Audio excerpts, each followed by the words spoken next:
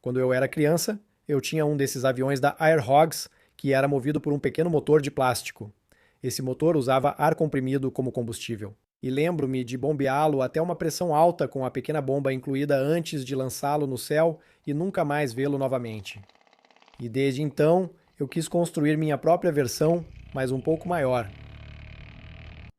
Então, comecei a imprimir em 3D algumas nervuras leves de perfil aerodinâmico em plástico ABS, que formarão a estrutura interna de uma asa. Eu poderia ter usado outros materiais como balsa, madeira ou fibra de carbono, mas esses são mais difíceis de fabricar e não economizariam uma quantidade significativa de peso, já que essas nervuras são muito finas. Depois de coladas a longarina de fibra de carbono, colei uma haste de carbono na borda de ataque e uma tira de carbono na borda de fuga. Como a asa será coberta com um filme leve, esses elementos ajudarão a manter o formato aerodinâmico. Agora, eu nunca cobri uma asa assim antes, então dei uma rápida lida nas instruções. Esse material é muito fino e delicado, portanto amassa facilmente, mas na face inferior possui um adesivo ativado pelo calor que pode ser selado com ferro de passar na estrutura da asa, por isso foram impressos em ABS, devido ao seu alto ponto de fusão. Depois de selado nas nervuras, uma rápida rajada com pistola de ar quente encolherá o filme, criando uma superfície lisa na asa. Mas há alguns problemas. O primeiro é que as nervuras na ponta da asa dobram para dentro devido à tensão do filme de cobertura. E essa tensão também faz com que o perfil aerodinâmico encolha entre as nervuras da asa, gerando um formato inconsistente ao longo da envergadura. Além disso, posso ter mantido a pistola de ar quente em uma posição por tempo demais, fazendo o filme derreter. Gostaria apenas de falar rapidamente sobre o projeto da asa, pois este é o quarto avião movido a ar que tento construir e voar. O primeiro avião que construí foi o mais pesado, mas usava uma asa muito semelhante à que estou construindo agora, embora fosse feita de papelão espumado. E apesar de usar um motor muito ineficiente, ele detém meu recorde pessoal de tempo de voo, 16 segundos e meio. Enquanto meu último avião movido a ar, que tinha um motor muito mais eficiente e era bem mais leve, voou apenas por 8 segundos. Em parte porque bateu em uma cerca. Mas, se a asa tivesse uma razão sustentação, resistência maior, talvez tivesse ultrapassado a cerca. Tenho tentado tornar esses aviões cada vez mais leves, enquanto procuro tornar os motores cada vez mais potentes. Porém, o que não tenho considerado é a resistência causada pela aeronave. A última asa que construí era muito leve, mas também gerava muita resistência. E como o empuxo precisa superar a resistência, o pouquíssimo empuxo produzido pelos motores teve dificuldade para acelerar o avião. Portanto, este novo projeto de asa usa um perfil aerodinâmico conhecido que, com a velocidade e ângulo de ataque corretos, pode alcançar uma razão sustentação-resistência de 60:1.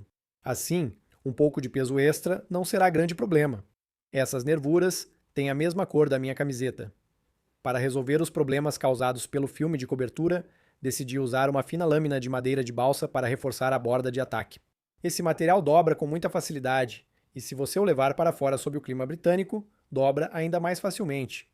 Tanto que consegui curvá-lo ao redor de um molde impresso em 3D da asa e prendê-lo com alfinetes até secar.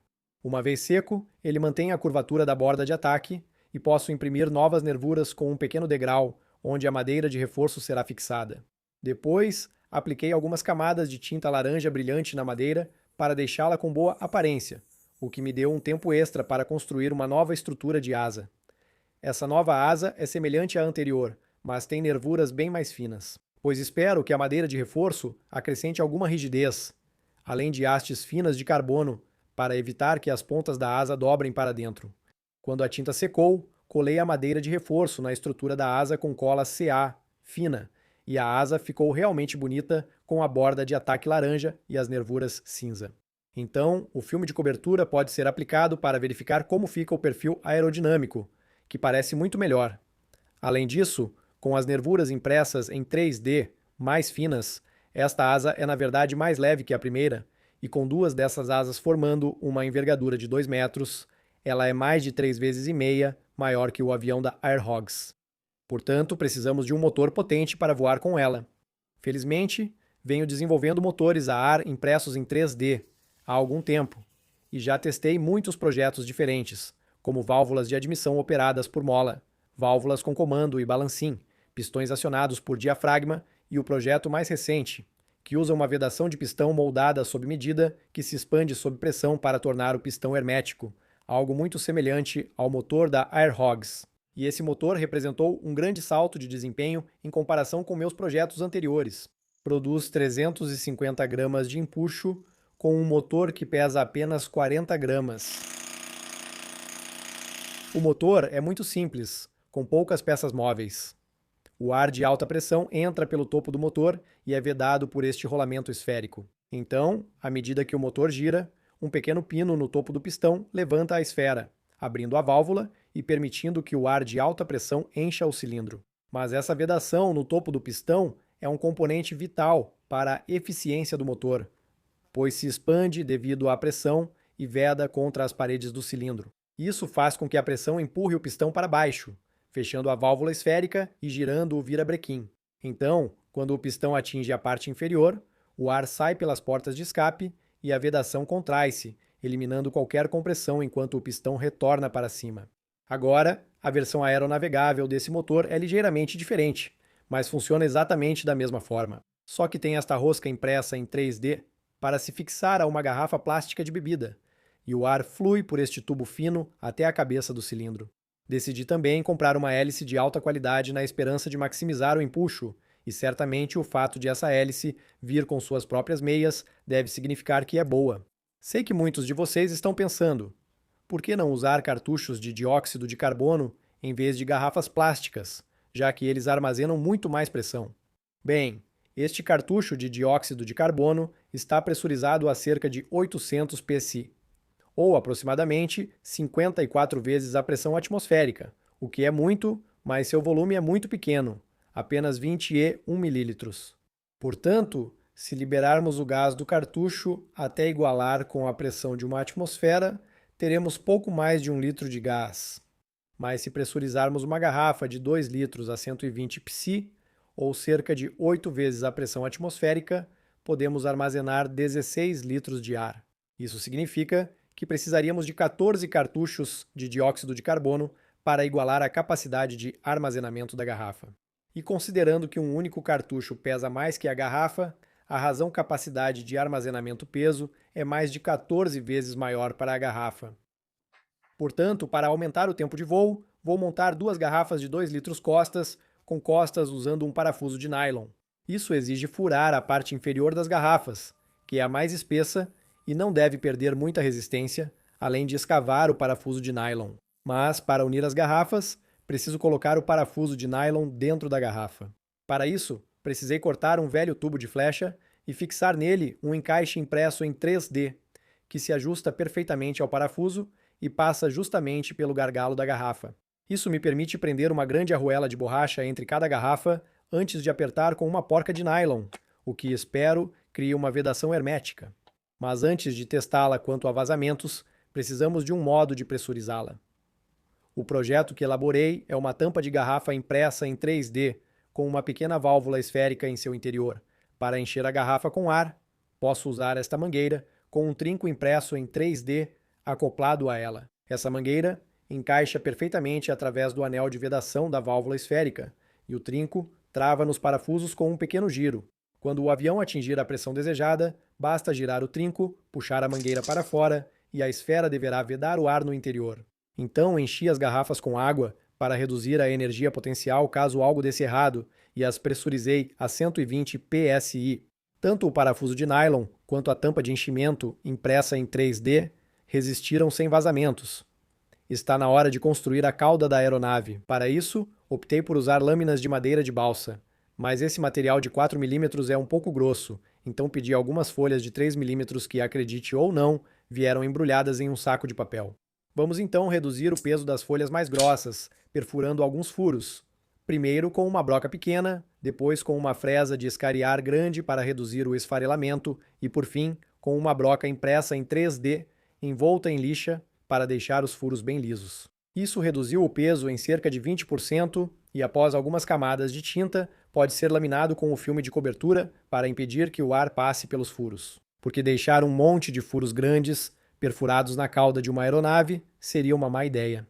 Em seguida, adicionei chifres de comando e fixei as superfícies de controle com fita adesiva. pois ela é leve, flexível e adere bem ao filme de cobertura.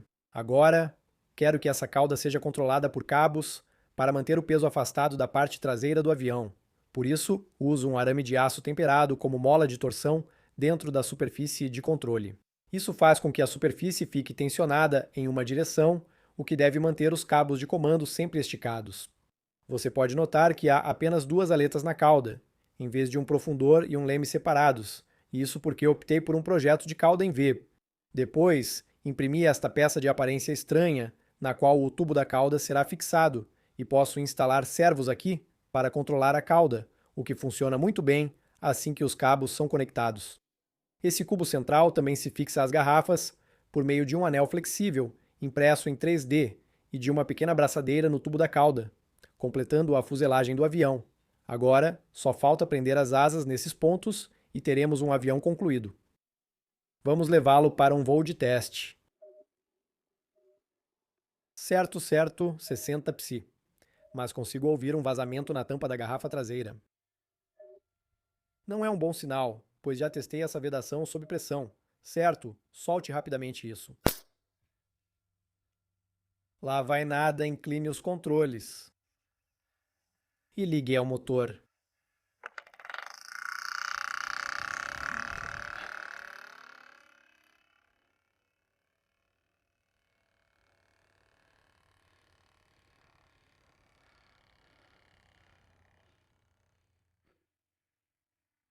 Isso é brilhante.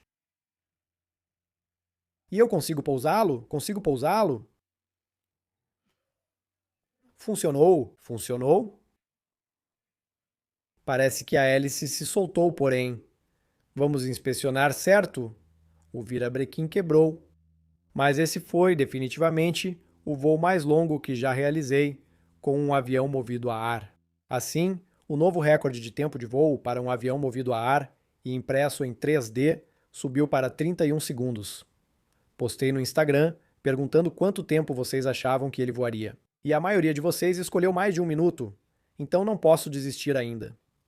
Para aumentar o tempo de voo, consertei o vazamento na tampa da garrafa, reimprimindo-a com um anel de vedação maior, e estava pronto para outro teste.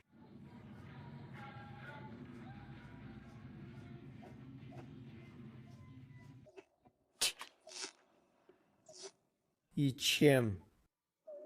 Cheio. Boa sorte. Por favor, funcione direito. A bateria se soltou. Vamos lá? Conseguimos subir, conseguimos subir. Vamos lá. Sim.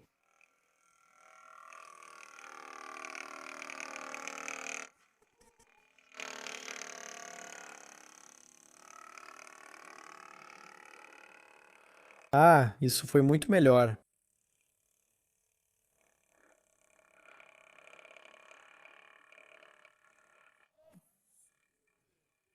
Ainda está voando, tipo, muito bem.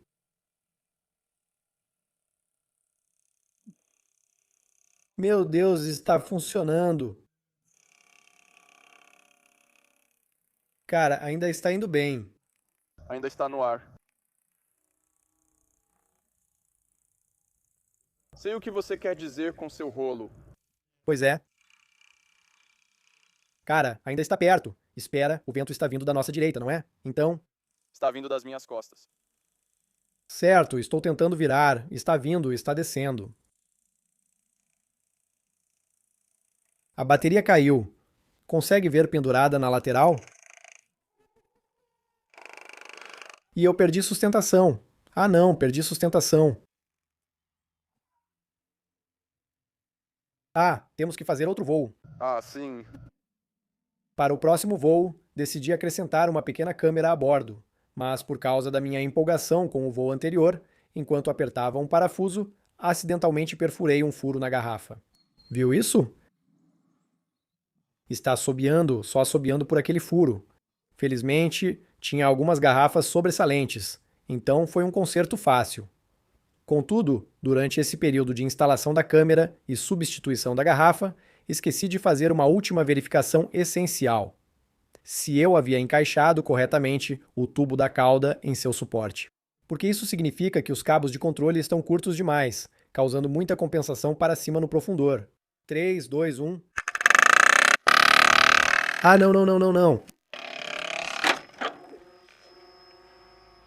Isso pode parecer o fim deste avião, mas após uma rápida despressurização, fiquei surpreso ao ver quão pouco dano houve. O único dano, além desta peça impressa em 3D aqui, pelo que consigo ver, esta asa está intacta. Só esta asa aqui, que um pouco de fita adesiva resolverá.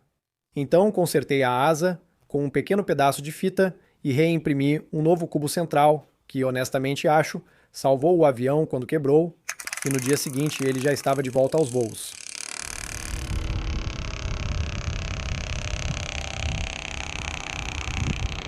Embora eu ainda não tenha superado novamente o recorde de 1 minuto e 22 segundos, principalmente porque ele tem muita dificuldade com o vento.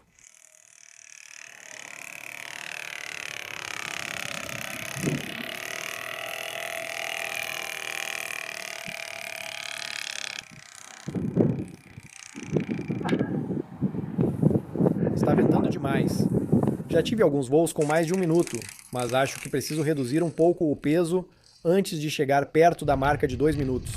Mesmo que eu consiga reduzir o peso total do avião em cerca de 10%, isso será suficiente para adicionar outra garrafa, o que ajudará a prolongar o tempo de voo. Obrigado por assistir